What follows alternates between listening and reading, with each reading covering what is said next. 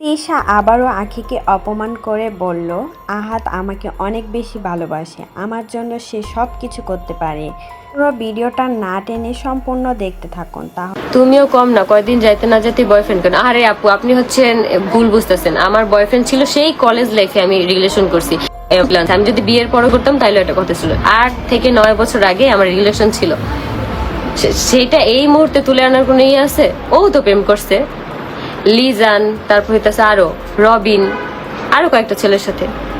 সম্মানিত দর্শক মণ্ডলী, জনপ্রিয় কন্টেন্ট ক্রিয়েটর আকি এবং তিশার তাদের ভিতরে যে একটা দ্বন্দ্ব চলতেছে এই মুহূর্তে আপনারা দেখতেছেন সোশ্যাল মিডিয়ায় ব্যাপক আকারে তাদের বিষয় নিয়ে কিন্তু অনেকে আলোচনা করতেছে।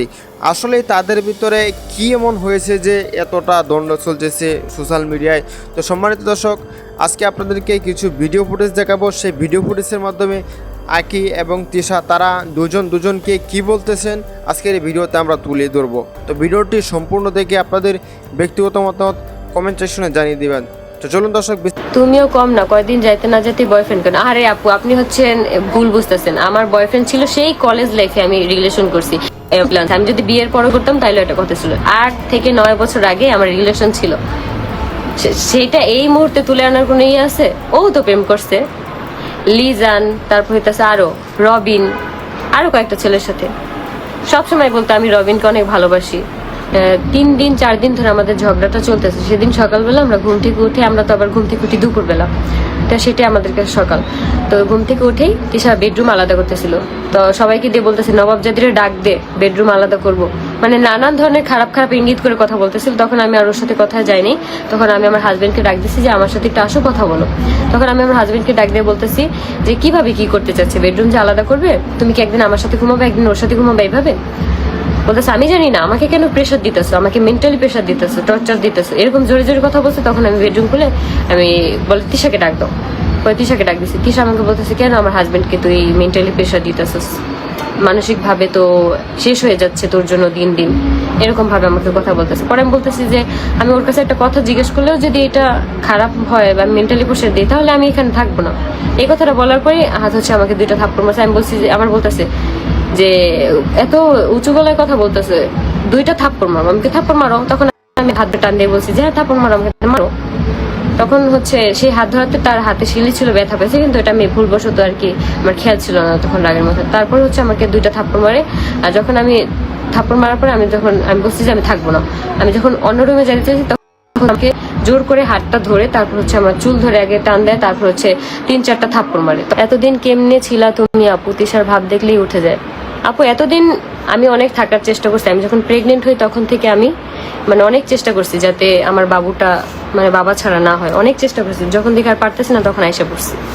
এতদিন তোমাদেরকে আমি কোনো কিছুই বলি না। আমি চাইছি যে কোনো ঝামেলা না হোক, কোনো ঝামেলা যাতে না হোক। আমাকে লাস্টের দিন আসার সময় আমার ধরে মারছে, থাপ্পড় দিচ্ছে, আহাত আমাকে মারছে। ওই বাসার একটা মানুষও আমাকে আটকায় নেই, ওদের আটকায় নেই যে ওকে মাইরো না। সব হলো ওদের 5-8টা থাকে সবগুলাই। ইরফান বলো, জিহাদ বলো, সাইমন বলো, তারপর সামি, মুনতাহা, সব একটা মানুষ আটকাইতে আসে নাই। একটা মানুষের যদি আটকাইতে আসতো তাহলে আমি মনটার বুঝ দিতে পারতাম না যে এই মানুষটা ভালো, এই মানুষটা মানে মায়া দরতা আছে। একটা মানুষ আটকাইতে আসে নাই। ইরফানের মা ছিল সেখানে, সেও আটকাইতে আসে নাই। আমার গায়ে হাত না তুললে আমি কখনোই আসতাম না ওই বাসা থেকে, কোনোদিনও আসতাম না।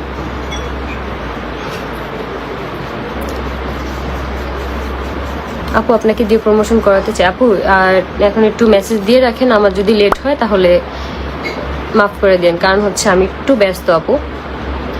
হ্যাঁ আপু কেমন আছো? আলহামদুলিল্লাহ ভালো।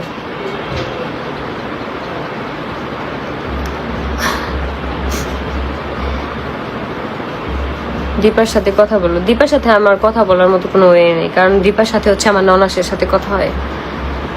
আমি চাই না যে আমার ননাস এখানে জড়াক কোনো কিছুতে, আমার শ্বশুরও জড়াক আমি চাই না, কারণ আমার শ্বশুর অনেক ভালো মানুষ।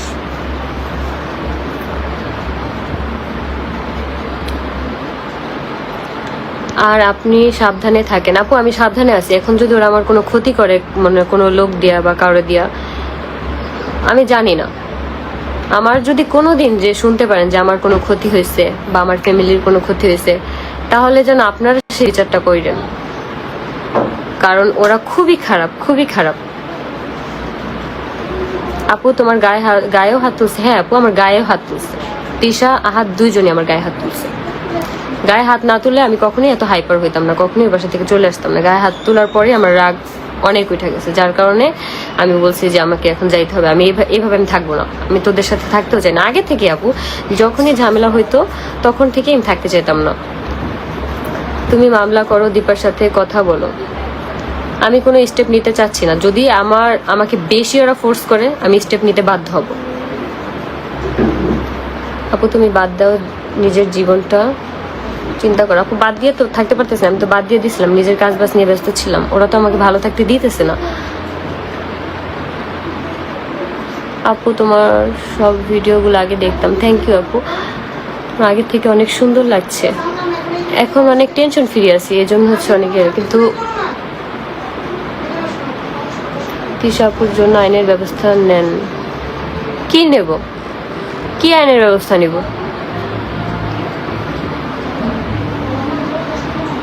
মিথ্যাবাদীগুলা আমার জীবনটা শেষ করে দিচ্ছে। 2টা বছর আমার জীবনটার মধ্যে কিচ্ছু নাই।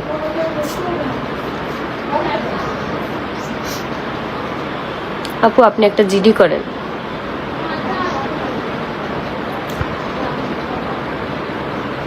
তিশাকে নিয়ে কেউ কমেন্ট করলে রিপ্লাই কে দিত? সত্যি তুমি রিপ্লাই দিতে? না আপু, আমার হাত থেকে ফোন নিয়ে যে আমার হয়ে ও রিপ্লাই দিত। ও বাসার প্রত্যেকটা মানুষের সাথে সেম কাজ এগুলো করে। ওকে নিয়ে কেউ খারাপ কথা বলে সে নিজের আইডি থেকে রিপ্লাই দিত না, সে হচ্ছে আরেকজনের আইডি থেকে গিয়ে অকথ্য কুকথ্য ভাষায় গালাগালি করতো। সত্যি কখনো চাপা থাকে না, মানুষকে ধোকা দিয়ে ঠিক না। কি বলবো আপু, আমার কিছু বলার নাই, কোনো কিছু ইয়া করার নাই। আমি এতদিন চাইছি আপু যে আমি হয়তো মানে কোনো ঝামেলার মধ্যে যাইতে চাই না। আমি একটা সাধারণ পরিবারের মেয়ে, মানে আমাদের একটা ফ্যামিলি আছে, বুঝছো আপু, আমাদের একটা ফ্যামিলি আছে। ওদের মতন আমরা তো বাজাইরা না, ওর মা আর মেয়ের মতন আমরা তো বাজাইরা না। ওর মা হচ্ছে 8 বছর ধরে লিভিনে থাকতেছে, ওর বাপের কোনো পরিচয় নাই। ওর বাপ 4 থেকে 5টা মানে এমনি বাপ।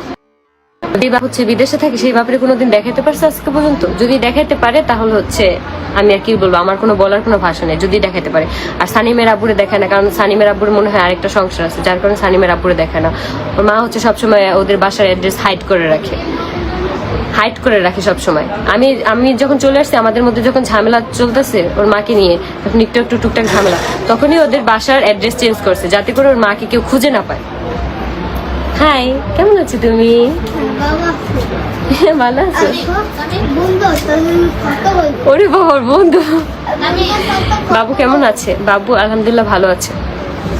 ইভেন আমার ছেলের পর্যন্ত খরচ দেয় না। আমি জাস্ট এতটুকু বলবো, আমার ছেলের খরচ যেন মাসে মাসে দেওয়া হয়। আমি আমার ছেলেকে দেখা থেকে কারো বঞ্চিত করিনি। আমার ছেলেকে যখন মন চায় তখন দেখবে, এটা নিয়ে আমার কোনো সমস্যা নেই, কোনো কিচ্ছু নেই।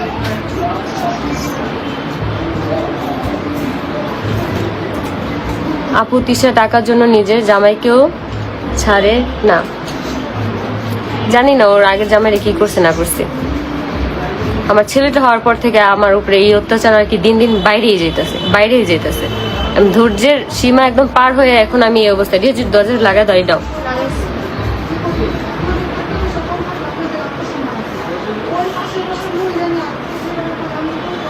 তুমিও কম না, কয়দিন যাইতে না যেতে বয়ফ্রেন্ড কেন? আরে আপু আপনি হচ্ছেন ভুল বুঝতেছেন। আমার বয়ফ্রেন্ড ছিল সেই কলেজ লাইফে আমি রিলেশন করছি। আমি যদি বিয়ের পরে করতাম তাহলে একটা কথা ছিল। 8 থেকে 9 বছর আগে আমার রিলেশন ছিল, সেটা এই মুহূর্তে তুলে আনার কোনো ইয়ে আছে? ও তো প্রেম করছে লিজান, তারপর হইতেছে আরো রবিন, আরো কয়েকটা ছেলের সাথে। সবসময় বলতো আমি রবিনকে অনেক ভালোবাসি।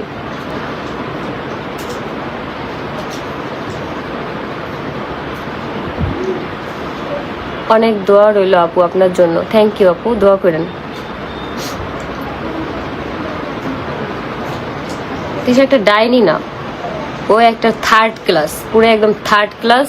ও মানুষকে বলে না বস্তি ও নিজেকে শক্ত করে। আপু আমি নিজে যথেষ্ট পরিমাণ শক্ত আছি। আপু আহাদের বোনকে নিয়ে কিছু বলো। আহাদের বোন যথেষ্ট পরিমাণ ভালো, সে আমাদের আগেও নাই পিছনে, এসব ঝামেলার মধ্যেই নেই। সে মানুষটাই অন্যরকম ভাই, সে মানুষটাই অন্যরকম। সে যথেষ্ট তার মানে পার্সোনালিটি মেনটেন করে চলে, ওদের মতন বাজাইরা না এরকম। এক কথায় বলতে গেলে একদম বাজাইরা।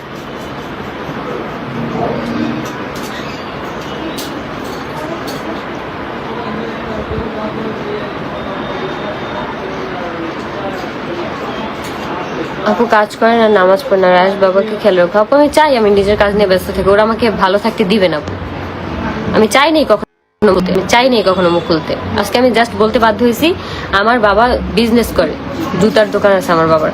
বলে আমার বাবাকে নাকি জুতার দোকান থেকে তাড়াই দিছে। আমার বাবা তো লাস্ট 8 বছর ধরে তো কোনো দোকানেই কাজ করে না। আমার বাবার সবসময় নিজেদের দোকান ছিল, আমার বাবার মানে নিজের। সে আমার বাবার ব্যবসাটা ছোট হোক, কিন্তু সে নিজেই আর কি মালিক ছিল।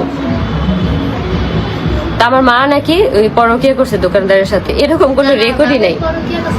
ও দোকানদারের মালিকের সাথে নাকি আমার বাপে পরকিয়া করছে, কি ফালতু।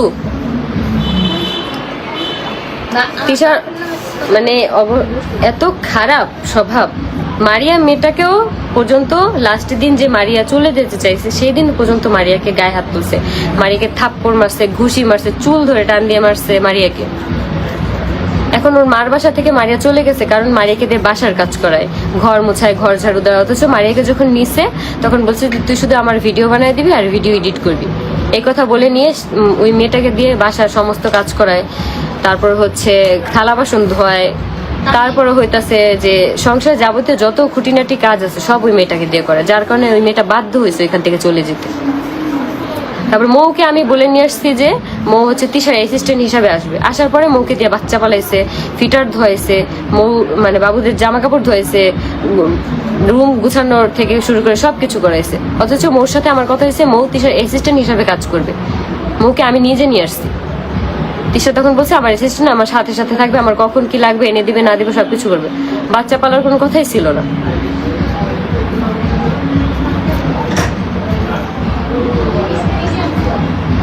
আপু আপনাদের পাশে আছি, দোয়া করেন, আপনি ভালো থাকেন। আপু আমি ভালো থাকতে চাই, ওরা আমাকে ভালো থাকতে দিবে না। আখির বাবা অনেক ভালো মানুষ, আখির মা অনেক ভালো।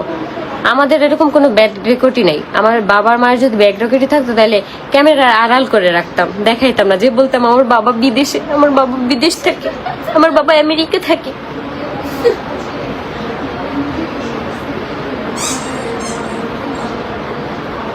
হ্যাঁ তিশার এক্সট্রা বাবার কোনো অভাব নেই, অনেক বাবা। আমার একটা টিস্যু দে তোর, আমার একটা ভিজা টিস্যু দে, আমার মুখটা জানি কেমন লাগতেছে, লোশন হাতে দিতে দিতে মুখেও দিয়া লাইছি, একটু দে। মানে এসব কথা না বললে কিভাবে ভাইরাল হবে তিশা, এই জন্য এগুলো বলা শুরু করছে। হ্যাঁ এই জন্য এগুলা বলা শুরু করছে। আমি আপু চুপ থাকতে চাইছি, আমি চাই যে ওদের সাথে আমার কোনো গেজব না হোক, কারণ আমি ভালো থাকতে চাই। এখন দেখি আমাকে নিয়ে প্রত্যেকটা ভিডিওতে, এটা দে, প্রত্যেকটা ভিডিওতে প্রত্যেকটা লাইভে আমাকে নিয়ে পড়ে থাকে। গাড়ি কেনা থেকে শুরু হয়েছে সব তো তিশার কন্ট্রোলে। হ্যাঁ সব তিশার কন্ট্রোলে, সব তিশার কন্ট্রোলে, সবকিছু এভরিথিং। আসেন আল্লাহ কতগুলো আইছে, ধুইয়া দে ধুইয়া দে।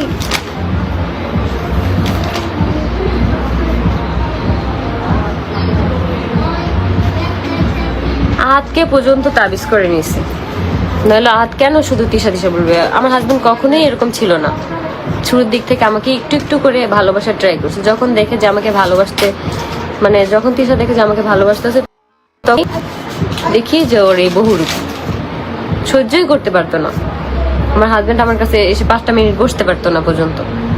দর্শক সম্পূর্ণ ভিডিওটি দেখলেন এবং আজকের এই ভিডিও সম্বন্ধে আপনাদের ব্যক্তিগত মতামত অবশ্যই কমেন্ট সেকশনে জানিয়ে দেবেন। দেখা হচ্ছে পরবর্তী ভিডিওতে। আসসালামু আলাইকুম।